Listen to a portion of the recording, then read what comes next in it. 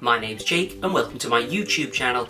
In this video I'm going to unbox and review the Motorola Moto 360, which is a great Bluetooth smartwatch which works with, well, mainly with Android phones but also with iPhones. If you enjoyed this video, please give it a thumbs up, comment and be sure to subscribe to be in with a chance of winning one of 2 Apple Watch clones when I hit 5,000 subscribers.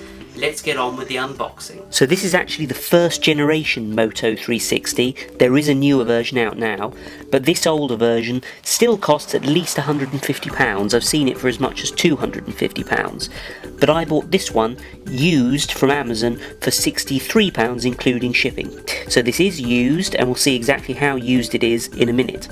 Now, one of the reasons I'm reviewing this Moto 360 is because this is an Android Wear watch and they're compatible with iOS and iPhones. So if you own an iPhone, you're not just limited to using an Apple Watch.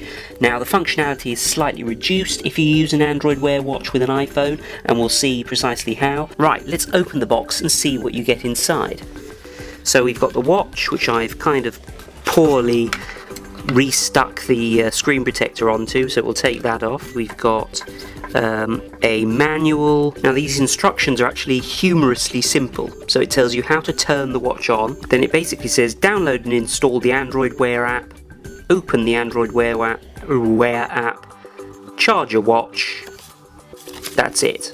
Okay, we've got the power supply and another conductive charger like the Apple Watch, and these are pretty cool. It makes it a lot easier just to bung it on a stand and let it charge. It's quite a solid charger, quite a nice one, and I'm going to stick the Motorola on there.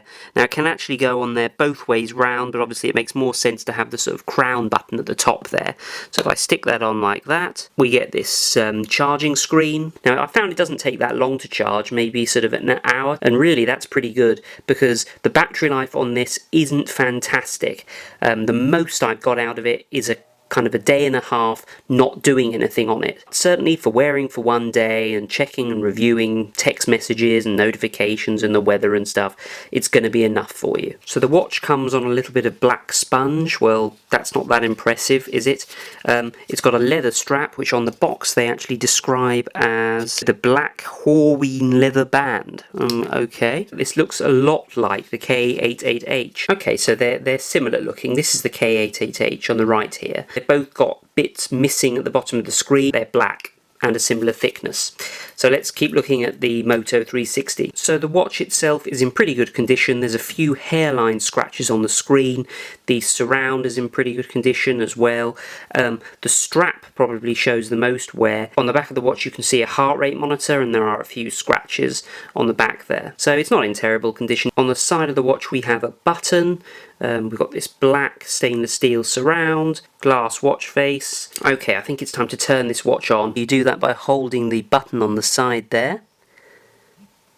And it's just vibrated, and now it's going to go through this startup routine. These startup routines are usually quite slow. You're not really meant to turn any of these sort of smartwatches on and off, really. Now, I've actually upgraded this watch to Marshmallow, which is the latest version of Android Wear.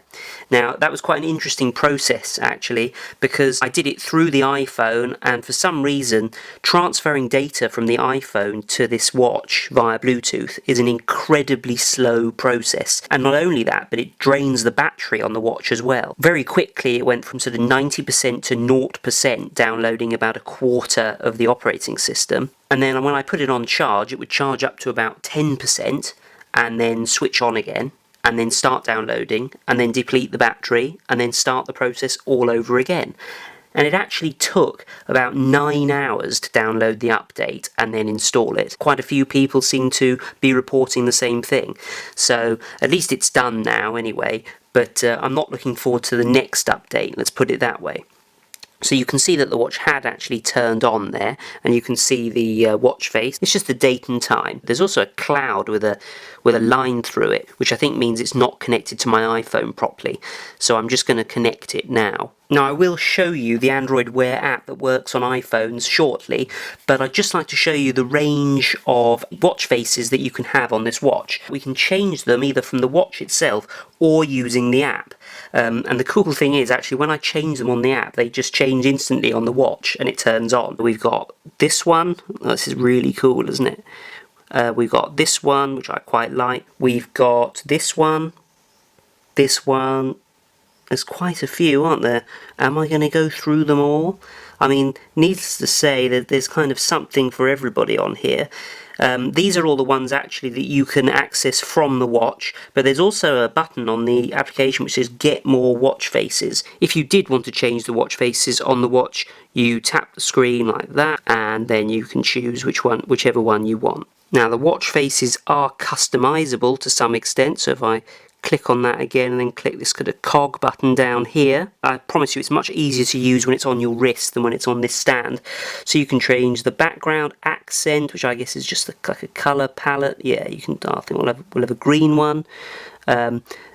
Whether you want the day or the date on it. So what you can change on each clock face actually varies according to the clock face. You can also get notifications on this watch, and you can do this by swiping up from the bottom, and you can see I've got a group on one there, and I've also got YouTube there. Oh, and I've got 7 more, it says. Okay. And to dismiss a notification, you swipe right. And also you can see that when you've got no notifications, you just get the weather down here. And I think if we swipe left, we get a 4-day weather forecast on there. I'm just going to send myself a text message. Okay, it did just vibrate, and there we go, we got a message from me. There was a spam text, 2 spam text messages on there as well. Oh, and if you click on it, then you can see the whole spam message there. Useful. And I guess, again, swiping right, and you get rid of it. And if we swipe down from the top, we can enable silent mode. We also get a battery life indicator, brightness boost, which I never really quite understood. You press it and it makes the screen brighter. Okay, maybe that does make sense actually. If you swipe from the right to the left like that, you've got settings, you've got agenda. So agenda basically either pulls up your Google Calendar or your Apple iCalendar depending on what you've selected in the app. Stopwatch, that's a very simple stopwatch. Google, so I think you can use this a bit like you would use Siri. So if I click Google on there and I can ask it something like, oh, it's going to do it, is it? Oh no. When is the next Norwich City football match? OK Google, remind me to watch Star Trek Voyager tonight.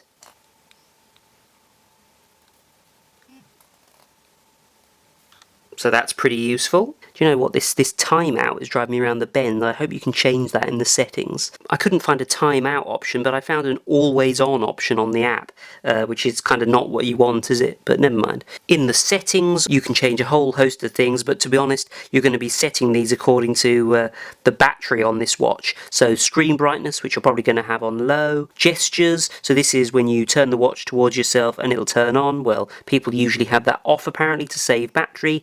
Ambient screen, I've currently got that on so that it doesn't keep turning off, but you'll probably turn that off, to be honest. So yeah, one feature on here which sort of made me laugh because it's a bit useless and a bit pointless is this torch feature. So when you press that, it just makes the screen white. I mean, that's crap. That's not going to illuminate anything. So this watch has got a whole host of health tracking features as well, because it has got an accelerometer in it as well as a heart rate monitor. So if I click fit on here, it's telling us how many steps we've done each day, 0, because I haven't really worn it, although I did wear it yesterday. So I've read actually that the step counter is a bit unreliable, but I eventually did get it to work by enabling Moto body, and it seems to have started actually tracking my steps. But there's a bit of debate actually about how accurate all these pedometers and all these watches are anyway. Heart rate monitor, which is the usual, it's got like it's the old green lights on the bottom of the watch there. So this is the Android Wear app, which I think I'll maybe zoom in a little bit on. And so these are some of the settings that you can actually control on the watch, but you can do it directly from the app. And here are the alternative watch faces, and here is how you get new watch faces. So you can see there's quite a large selection of extra watch faces, but not nearly as many that you would have if you were using this with an Android phone. Also, if you were using this with an Android phone, you'd actually be able to install apps apps on this watch, which you can't do with the iPhone. And so that would be things like eBay, Amazon, Groupon, Instagram. You're not really going to be playing around with the apps very much on the watch. But to be honest, I don't really miss it that much. For me, a smartwatch is mostly useful for text message notifications. You could also choose whether preferentially the watch uses Google or iCalendar and displays notifications accordingly. You can't, I don't think, get sort of Apple Mail notifications on this, but you can get Google ones, and they are rich cards, which means that I believe you can reply to them on the watch as well. So in conclusion, I think this watch is pretty good actually, especially good if you've got an iPhone and you don't want to fork out to buy an Apple Watch, and especially if you're heavily invested in sort of Google products like Google Mail. You can kind of seamlessly check your email on your Android watch. I particularly like the range of watch faces you can get on this. It's a shame that while there are a few extra ones in the iOS app, you can't access the full range like you could if you were using an Android phone. As I said before, my only real complaint is the battery life, and maybe they fix that with the version 2. I'll have to look into that. For sort of £60 or about £60 if you can get one second hand, it's better than a lot of the Apple Watch clones and Chinese smartwatches that you can get for about the same price. Thanks for watching this video. I hope you've enjoyed it. If you did, please give it a thumbs up. Be sure to subscribe. I'll see you next time for another unboxing and review. Thanks for watching this video. I hope you've enjoyed it. If you did, please give it a thumbs up, comment, and be sure to subscribe. See you next time for another unboxing and review.